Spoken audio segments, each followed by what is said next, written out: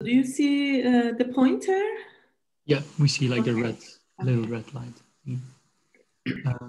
Okay, so welcome everyone to the, well, actually today is the first seminar presentation of this term. And we're very happy to have Professor Fariba Karimi here. She will talk about her work on network structure influences visibility and ranking of minorities in networks.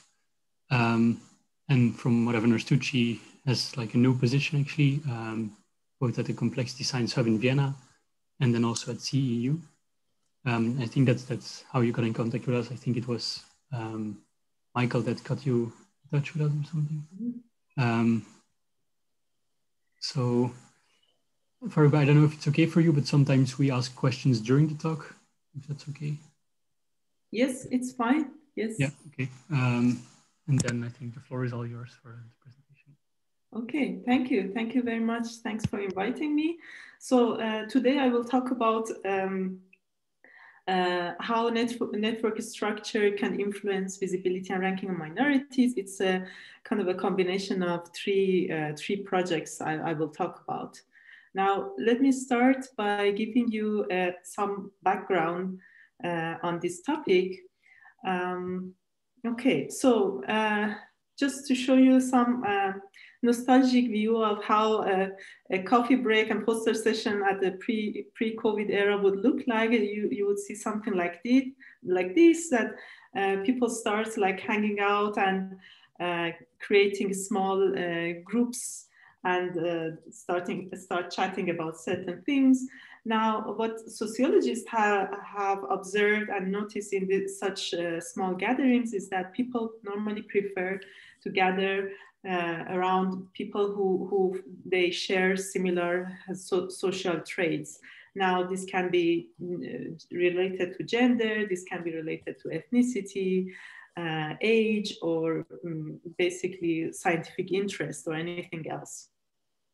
So this tendency to interact with people of similar people that we share similar traits can be either driven by likeliness of like interacting with similar others, or it can also be hate towards other groups. So both of all these emotions can basically drive us to interact in certain ways with other people. And this is something in sociology known as homophily. Homophily is the tendency of people interact with similar others. Now, on the left-hand side, you see the friendship interaction among high school kids in the United States, where the network is also divided based on the white students and black students. On the right-hand side, you see the political leaning of people what you observe is that this interest in ethnicity or political view can kind of create this kind of a segregation society. Now, dependent on what type of interactions we are interested in, we can also have heterophily. For example, when it comes to sexual attraction or dating, we normally observe heterophily in terms of gender. So homophily or heterophily is something that in network science language, we call them as attribute assortativity. And yeah, we have seen this homophily or attribute assortativity in many social systems. Another aspects of many social groups is the existence of one or multiple groups that are minorities, that are underrepresented. So for example, we know that women are underrepresented in STEM fields, and there has been a lot of efforts in recent years to encourage women to stay in academia and do not drop out. In fact, if you look at the dropout rate of men and women in computer science over the career ages, you observe that in all career ages, women are more likely to drop out from academia. And more interestingly, if you look at the co-authorship network of men and women in computer science, you observe that there is a high homophily, higher homophily among women to collaborate between each other compared to men. So we observe this many times homophilic interactions in social groups, and we have groups of different sizes. But why does it matter, and when is it important? So nowadays we use many social media platforms in order to connect with our peers, in order to receive novel ideas or information, and in order to create visibility for ourselves within our career. So many of us using Twitter, Google Scholar, LinkedIn, ResearchGate, and in return, what these social media platforms do for us is that they harvest the network data, the data that we give to these algorithms in order to rank people, or in order to give us social recommendations of whom we can connect to, and or who are the most prominent and important people that we can connect to. So for example, if this is an example of a ranking algorithm in LinkedIn, you are looking for a specific type of job, and what it does is that it ranks people based on this structure or condition that we are giving to the platform, and it in this case it kind of provides the top 4 individuals that are the most prominent in this job. Now in this example, among the top 4, 1 out of 4 is a woman. So what has been observed in recent years among the computer scientists is that many of these self-selection biases that we have in offline world can go into the web, and it can be caught by fed to the algorithms that are harvesting the data from the web, and therefore algorithms can eventually become biased. And you can imagine that these biases in algorithms can also fed back to the society, create certain perception biases for us. So therefore it can create a basically vicious feedback loop between us and the machine, and pre-existing biases in social world can just get exasperated and reinforced. So it's very important to understand how these biases come along in algorithms. And of course, there has been a lot of evidence in recent years showing that algorithms are biased. But unfortunately, a lot of approaches towards tackling this problem in AI is still using black box approach. So they are very good in prediction models, but they are not very good in explaining where do these biases potentially can come from. So that's where I decided to look at the system more from the open box approach, and more from like more explainable approach of especially understanding how the inherent structure of social networks, in this case, homophily and group size, can impact ranking of minorities. The type of ranking that algorithms are using in order to rank people or rank websites. And why is understanding visibility of minorities is important? Is it because in sociology, there's something known as invisibility syndrome.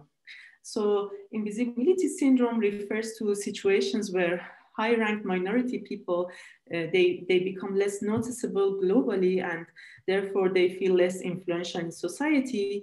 They feel ignored or overlooked by the wider public. And invisibility syndrome has a couple of consequences for the society. One is that minorities can become silent. Second is minorities drop out from that community because they don't feel they belong to that community. And in more severe case, minorities can become violent towards the majority because they don't have to conform to the same norms of the majority group. So this is of societal importance to understand how machines can basically enhance this invisibility problem for minorities.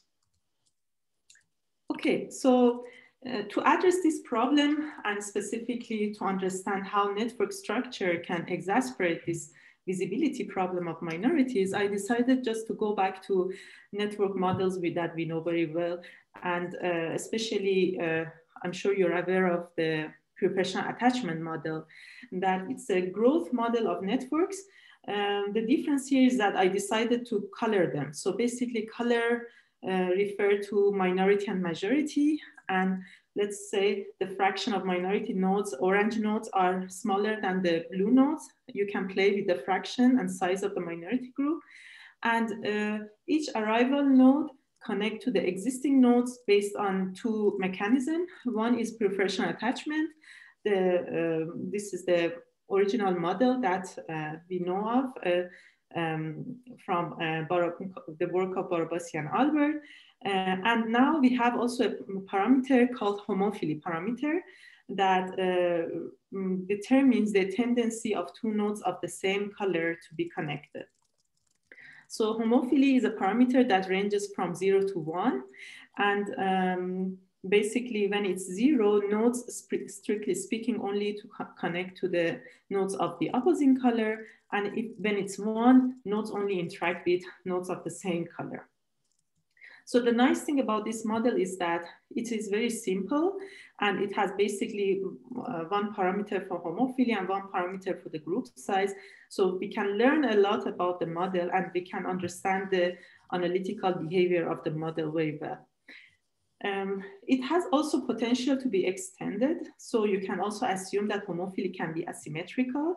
So you can actually introduce two parameters for homophily, that one determines the tendency between interaction of group orange and group blue. So you can play around with a lot of combinations here. But here, for the simplicity, I will only stick to the symmetrical homophily. And for asymmetrical, I would like to refer you to the original paper that I'm talking about. Okay, so here is an example of different, basically, worlds that we can create by tuning the homophily parameter. In these examples, a minority are 20% of the population.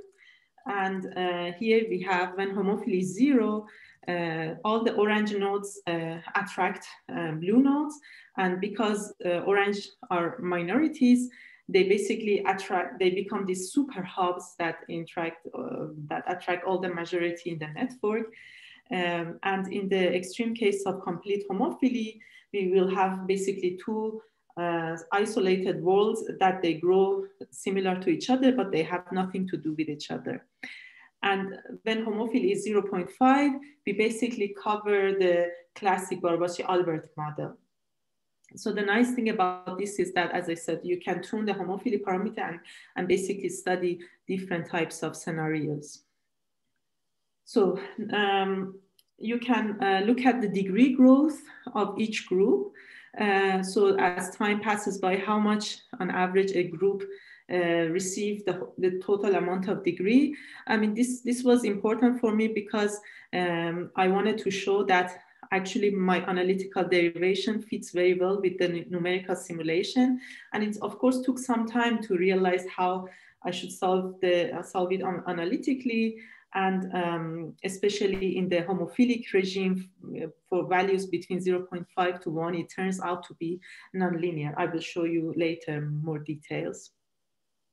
But anyway, as you can see here, in a complete heterophilic world, minorities basically grow their degree much faster than the majority. And in the complete homophilic world, when they have nothing to do with each other, again, they grow their degrees similarly. But what happens in this intermediate range of homophily, 0.8, is that minorities cannot grow their degree as fast as the majority. But you can see this better from the degree distribution of the groups. Why does it matter? It's because visible people are those that are in top ranks, and ranks are driven by degree rank or page rank, depends on the algorithm. So nodes with higher degrees are those who become super visible for us. And we know from other studies that when distributions are skewed, people in top ranks stabilize their position and give very little opportunity to other nodes to arrive to those ranks. So it is important to understand how nodes stretch their degrees to high values, especially in such systems. So as you can see here, minority nodes stretch their degrees to very high values because of this kind of a property of the graph. And in the when homophily is 0.8, as you can see, they are not capable of stretching their degrees in higher values. Now, in the next slide, I will show you the exponent of these degree distributions that you can basically compare the behavior much better. So here I show you the exponent of the degree distribution, and here we basically tune the minority fraction from 10% to 50%. So when we have a 50% minority, basically we have 50-50 minority majority. So actually the behavior of the system is more or less like a classic preferential attachment model. And as you can see, we recover the model. So we recover the exponent of -3 that we observe in classic Barabashi-Albert model. But what happens is that when we tune the minority fraction to be lower and lower, what happens is that we see an interesting trend here, nonlinear trend here in terms of the degree exponent, as a degree exponent of the minorities become even worse and worse as homophily increases to a certain extent, and then it slowly starts recovering after that. And this is the point that minorities can suffer a lot from visibility problem, because they basically cannot stretch their degrees to high values. And it took me some time to understand both analytically and also to find out, explain it, what exactly is happening in this point. So it turns out that what happens here is that in this point, minorities suffer not only from the homophily, but also preferential attachment. So that means that each arrival node, not only arrival majority nodes prefer to go to the majorities, but also each minority that arrives also prefer to go to the majority because of the preferential attachment.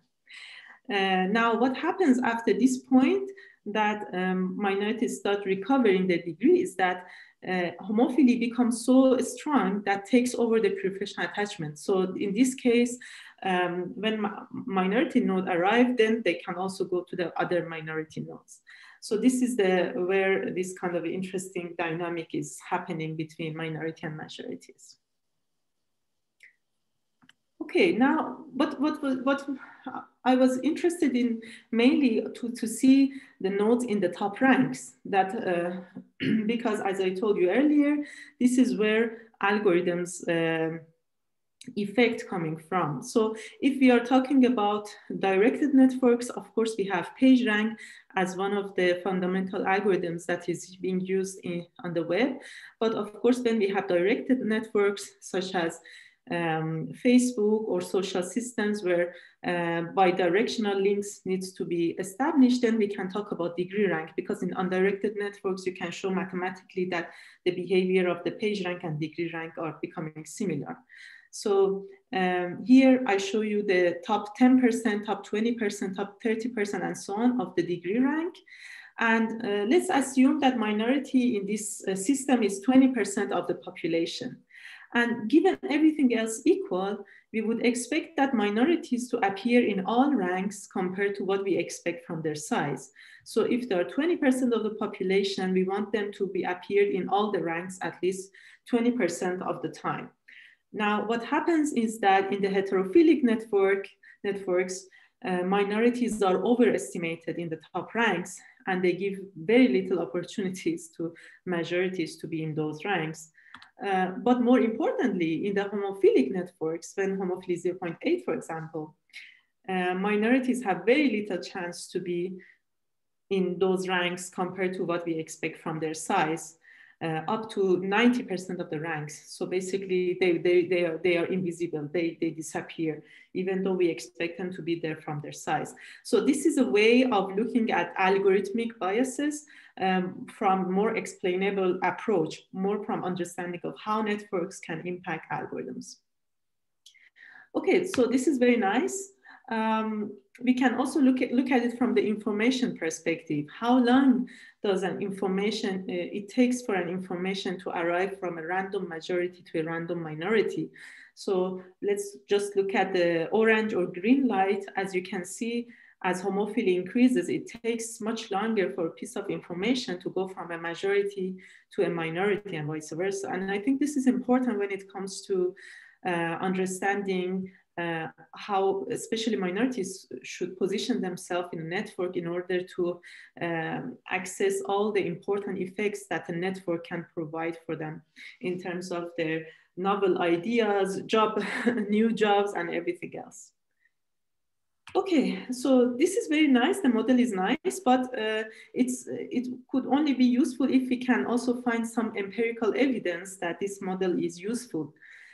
So for that, I needed to go out and find larger scale systems where it has either homophilic or heterophilic behavior. So luckily, I found two networks that are heterophilic in their nature, and I found two networks that are homophilic. The third network was actually interesting, this co-authorship between men and women in computer science, that it turns out that to be slightly homophilic with regards to gender. And I think the story here is nice. The idea was that how do we infer gender from all these 1.4 million names that we have in the database? And normally what people do is that they take the first name and they throw it in the census database that is based in the US or Europe from baby names, registered baby names. And that spit out a certain probability of that being a woman or a man. But this method is biased, first because some names are ambiguous. Some names are woman in one country and man in another country. And secondly, these name databases are biased only towards some Western names, and they do not cover names from South America, Middle East, and so on. So what we decided to do is to take the first name and family name of each scientist. We throw it in the Google image.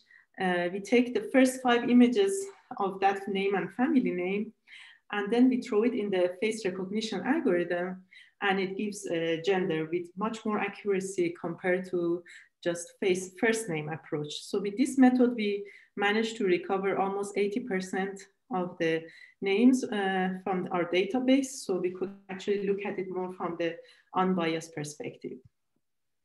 And the last data was the citation network in American Physical Society. So here I show you. Sorry, yes. Can I ask a question in the previous yes. In the previous method? So for example, in the example that you show, you can see that there's not the same person in all of the photos. Yes. And obviously, so you're trying to get the right image for the right scientist, right? Like there is a ground truth, but one that is not accessible, right? So do you think that this is a problem, that you actually get different people in the search? Yeah, the idea was not to get the same person. We cannot get the same person, but we know that the likelihood that the combination of Andrea and Cincinnati to be a man is much higher than Andrea, let's say, yes. Muller. Yeah. Right? So the combination of first name and family name is more likely to give you a better representation of a gender. And of course, the top 5 images, we take it as a good proxy that we should have a consensus there. Are all the 5 images are man or a woman? But how is this different from doing the same thing, name and last name, in a census? Because the reason why I wonder is this is a method that I've done myself, right? Like I've looked for researchers, and when you actually know what the researcher looks like, they're usually like in photo number 12 and 18 or 1, and like in very different places in the Google search. Yeah. Well, to be honest, the time that I was searching for such databases that was in R, implemented in R and Python, as far as I remember, it was only based on the first name approach. Okay. The family name was not included. But I can imagine there might be some other databases that are based on the family name and ethnicity. So the question is that whether it's possible to combine them, or whether there are census data that have both. Thank you. Okay. So going back, so here I ordered my data sets based on the value of heterophily and homophily.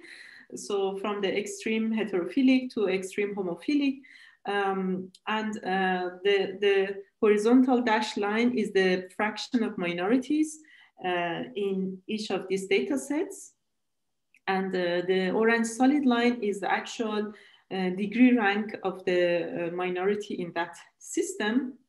And based on the information of the intergroup and intragroup linking, I can go back to my analytics and calculate the corresponding empirical homophily that I should add to my syntactic model to generate the same properties as the real networks. So this is the results of what my model would predict from the for the ranking of the minorities in these networks, the orange dashed line.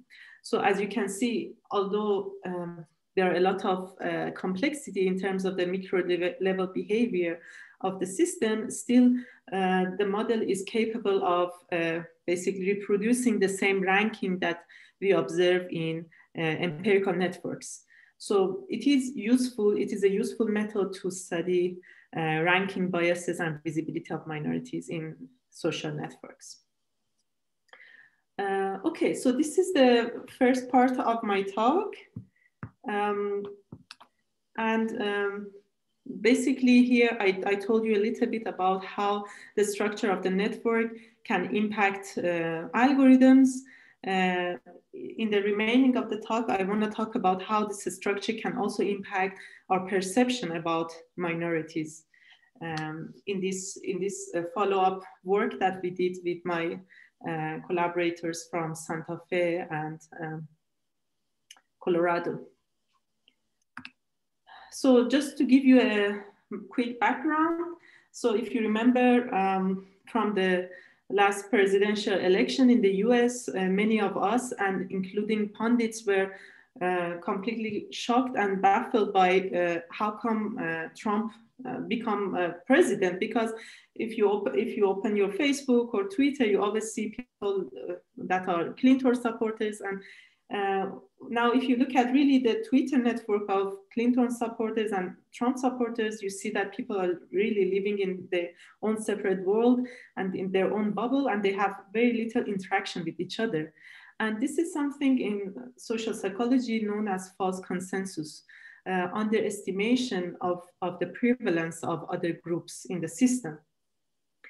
Now, another opposing effect, cognitive bias in social psychology, is false consensus, meaning that we overestimate the prevalence of other groups. So when it comes to, for example, estimating Muslim population in Europe, all the European countries, they overestimate the size of the Muslim population compared to the actual size. For example, in Britain, the actual population is 5%, and people estimated that there are 21% of the population are Muslim. And presumably this might be related to the fact that a very small fraction of the media and elite kind of lead these ideas to the general public with regards to shaping their perception and overestimating basically those effects in the mind of people. And this is something called as false uniqueness. It's also known as majority illusion, meaning that we have an illusion about a certain majority that are giving a certain idea to the world, but in fact, they are not the majorities. And what we wanted to know is whether these two are actually two sides of the same coin, meaning that can we use, again, network the science of networks to understand where do this false consensus and false uniqueness coming from.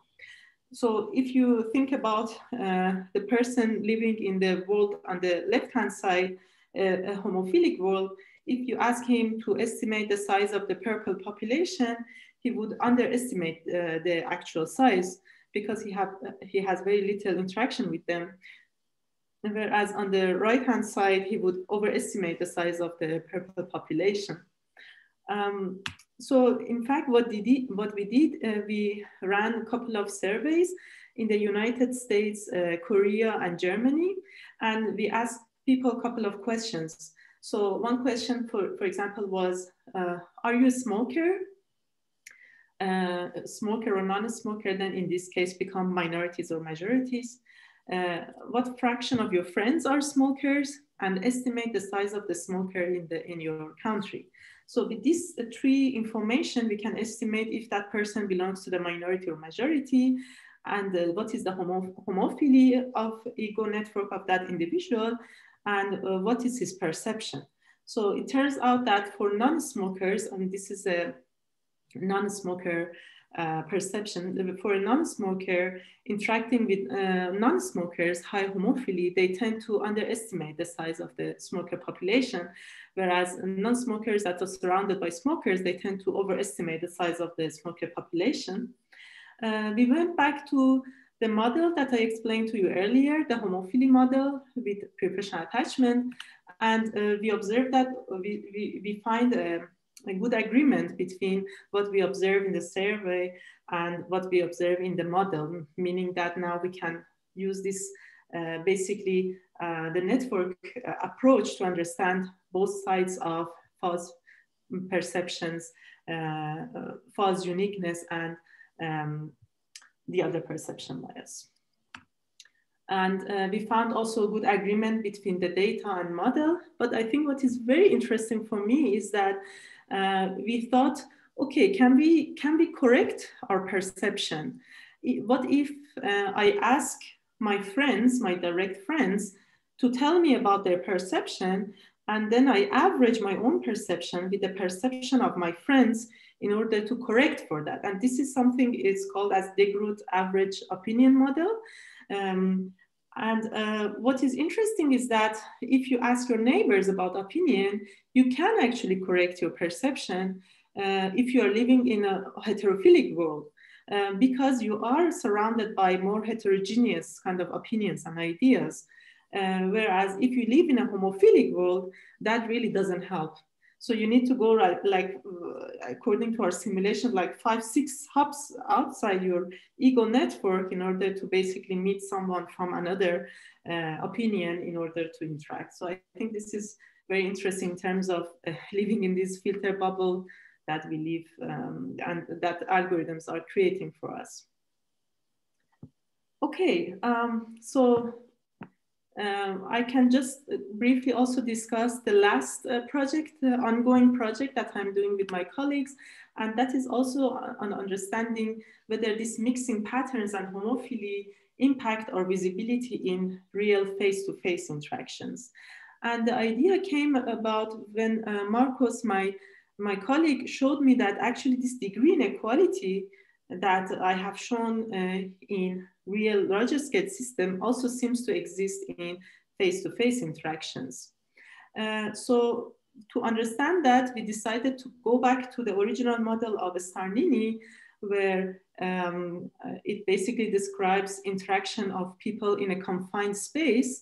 And now instead of looking them as just gray colors, we decided to color them again. So oranges are minorities, blues are majorities, and each node has an intrinsic attractiveness. And what it turns out is that if, again, we add the homophily or mixing into this basically condition of interaction between people, we are capable of understanding much more things that we didn't know before. So, for example, again, if we have heterophilic systems where the minorities interacting with the majorities, they are capable of stretching the degrees to higher values compared to the majorities. Now, since this is a face-to-face interaction in a confined space, it makes sense to talk about mean. The degree distribution doesn't follow a skewed distribution, but actually it's semi-normal. So we can actually talking about the mean degree of the groups. In the mixing scenarios, minority and majority have similar degree values, and when minorities are homophilic and majorities are homophilic, we see that this disparity between the degree values of the minority and majority. And we have observed all these three conditions in 6 different real-world face-to-face interactions that we are now studying. I think what was very interesting, just to give you one of the applications of this model is as such. So as I told you earlier, each node has an intrinsic attractiveness in the original model, meaning that nodes that have higher attractiveness, they have higher degree, higher social capital, and higher visibility, right? Because that attractiveness can be, if you're talking about a conference gathering, that could be related to their academic value, that in a friendship, it could be related to physical attractiveness or other things. But anyway, we expect that people have a higher degree regardless of their color, just because of their intrinsic attractiveness, right? So the color shouldn't matter here. However, what can happen is that if you have different values of mixing or homophily among the nodes, what can happen is that for the same value of attractiveness, this time minority can have much higher value of degree compared to the majority, and vice versa. Here, minorities have lower values of degree compared to the majorities.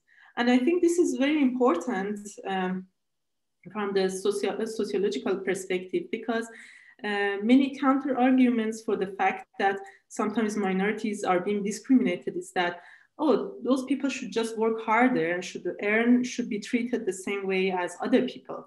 But this research shows that, our research shows that even if you have similar intrinsic attractiveness, just because the way you are positioned in the network, your visibility and your recognition can differ. So this is very important, especially from minorities' perspective, in order to really strategically position themselves in a network in order to gain visibility and recognition for themselves. Okay, just to give you some takeaway from these studies is that what I wanted to show you is that the structure of the network and mixing can actually result in the emergence of inequality and biases in networks. And my research shows that minorities benefit from mixing with the majorities, but this should be bidirectional. So majorities also should strive to mix with the minorities. Heterogeneous mixing can result in better access to information, less segregation, and less perception biases. Thank you very much.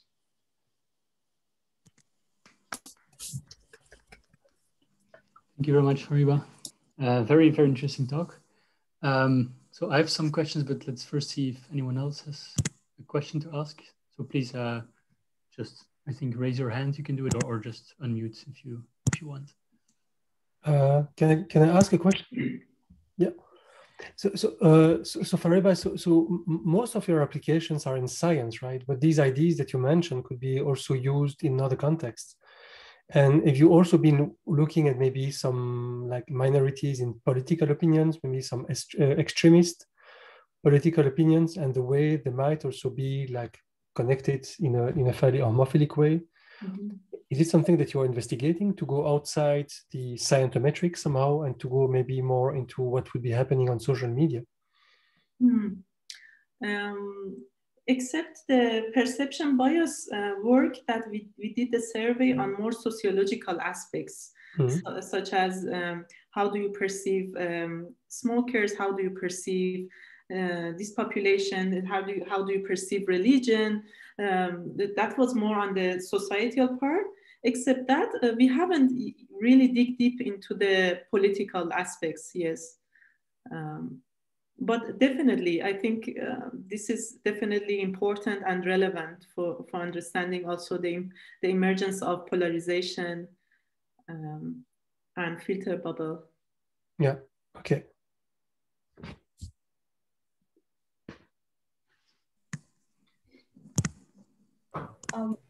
I have a question, if I may.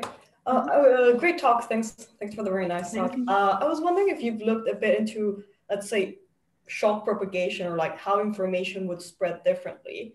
So if you're in a minority group, I think a bit related to Renault's question, but it's also a bit of like, what's your, how likely are you to get different news depending on homophily? And is there anything in shock propagation in general, even if it's not? Yeah. I think this is super interesting. I'm really interested in dig deeper into that. As I said, the only thing I looked at is just simple SI model of how long information takes time to go from a random minority and to random majority. But I haven't looked thoroughly at like how they should position themselves, or how other properties of the dynamical processes. I haven't looked at it in more detail. So, but I think this is very interesting. Yes. Hi. Can I ask a question also? So thank you very much for the talk. It was super interesting. I was just wondering if you looked into if it were possible to build rankings or centralities that would try to correct for the imbalance between the minorities and majorities, and the homophily of a network. Mm-hmm. You mean how to tweak the ranking algorithms to correct for the imbalance in the rank? Yeah. Mm-hmm. Yeah, basically. Yes, in the paper, in the scientific report paper, I have a section in the supplementary material which I discuss two strategies, one from the minority perspective and one from algorithmic perspective. So from the minority perspective, what they need to do is they need to be much more active than the majority if they want to achieve the same visibility.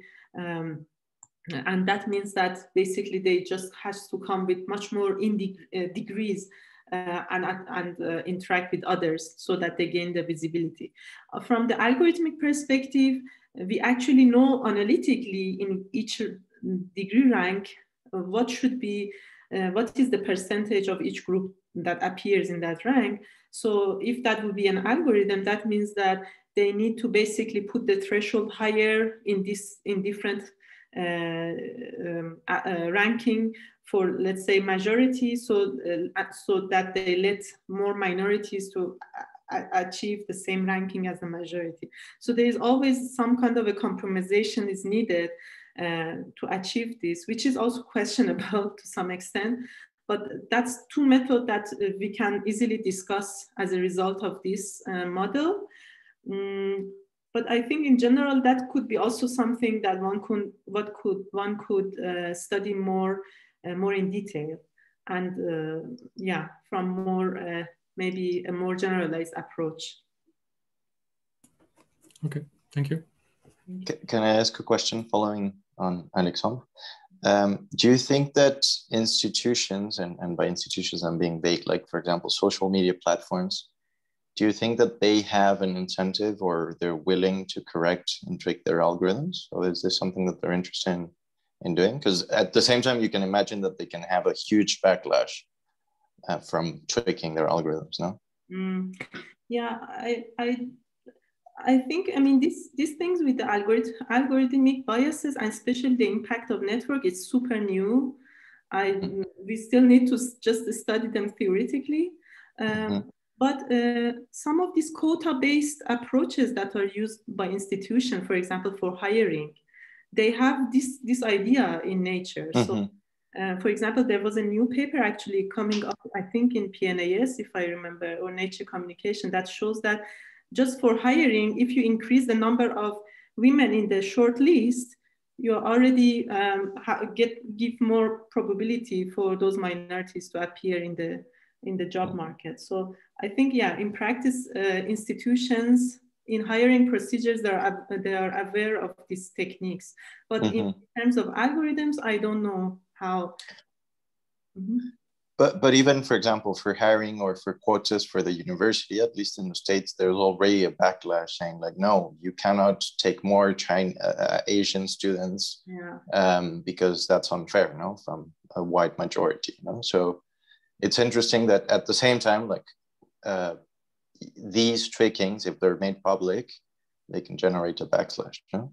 Yeah, absolutely, I totally agree, and I think that more robust solution is bottom-up solutions, meaning that people from minorities should be encouraged through peers, through peer influence, through their professors in the lower level in order to climb up the career. We cannot expect that things can be fixed. There is something called also invisibility paradox, meaning that minorities normally are invisible in many cases, but they are super visible in terms of when it comes to these effects. Sure.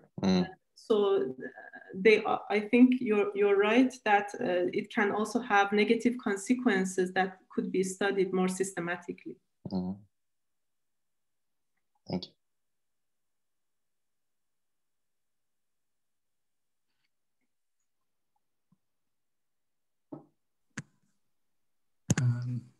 It seems to be so. My questions have been asked by other people, so that's good to hear that people had similar questions. Is there anyone else with a burning question for Fariba? I guess one question first. Like everyone else, thank you for the very nice talk. But as you were saying, this is a relatively new field, and it's largely all new to me too. So I guess I'm wondering. You've introduced this idea of homophily, explaining some of the distributions we see. What other sort of alternative hypotheses or ideas to investigate do you see in this field? Like, do you think the homophily explanation is really capturing most of what's going on, or are there other alternatives that would be worth looking into more? Yeah, definitely. Mixing pattern is just one type of fundamental mechanisms in social science that derive the type formation.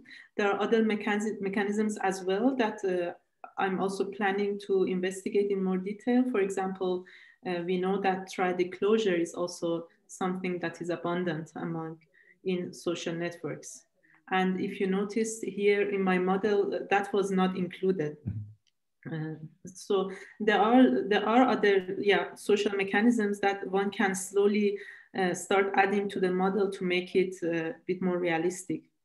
It's also this model that I told you, it's a growth model, meaning that nodes come, they attract to other nodes, and then they become inactive for the rest of the life.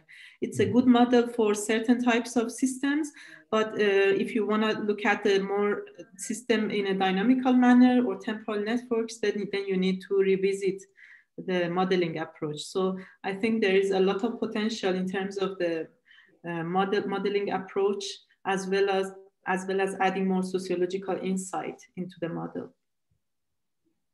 Thank you. That sounds very cool. Thank you. Can I ask a follow-up question based on Adam? How did you investigate, or did you see any effects of the initial seeding? I forgot to ask this.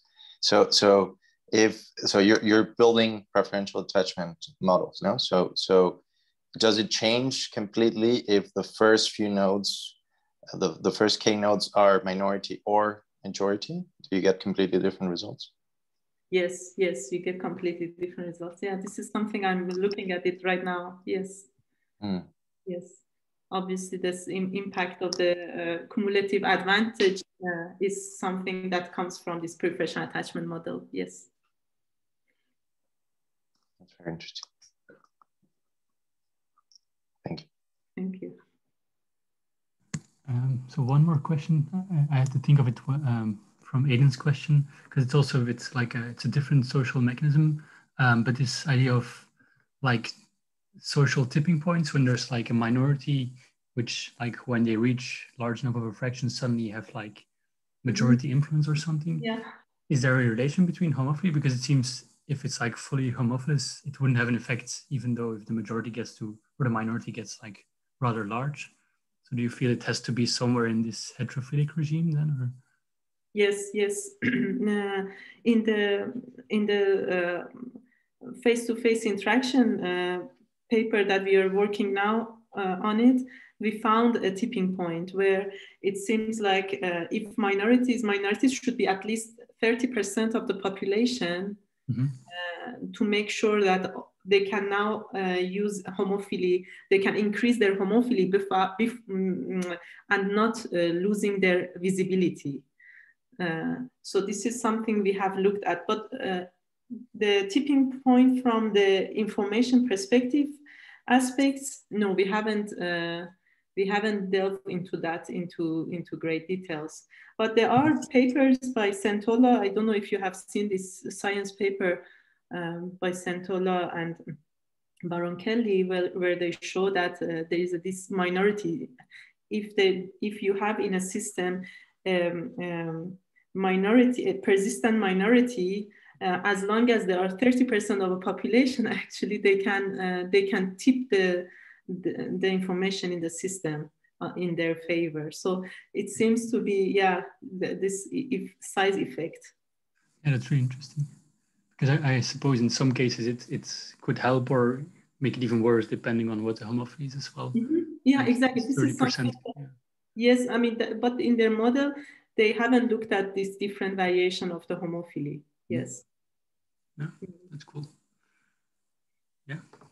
So a lot of interesting, a lot of things, I suppose. Well, in that regard, what I found very interesting is that it seems like naturally it's not even possible to get real network data in certain regime of homophilic parameters. It seems like human beings try to avoid those regimes of parameters. This is something it just seems to exist. I couldn't find any data in certain regimes, and I think this is also very interesting. It seems like we have learned it.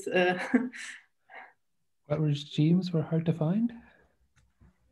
Either it's hard to find, or evolutionary speaking, we don't want to go to certain level of homophilic or heterophilic. I don't know the explanation, honestly, but I have been baffled by this as well. What regimes were those that were harder to find? Was it? Sorry? Which regimes were hard to find? So for example, a certain heterophilic regime or certain homophilic. So if minority size, for example, is very small, you don't find a lot of very homophilic networks. So because that's not advantageous for the minority to be super small and to be super homophilic. So there seems to be that people, depends on their group size, they always strategically decide how to interact with others. That is my anecdotal observation. It's nothing is proven, but I found it interesting that there might be something more in the way we behave, and we have learned to behave and interact with others.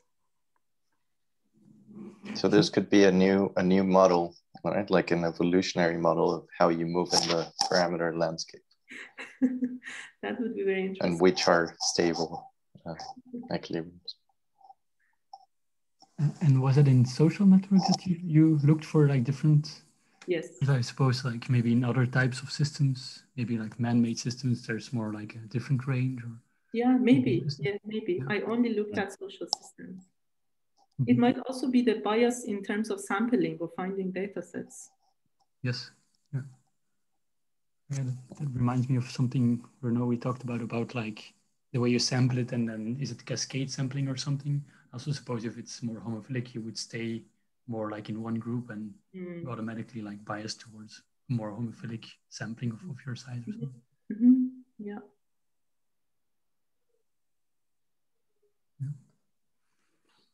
Okay.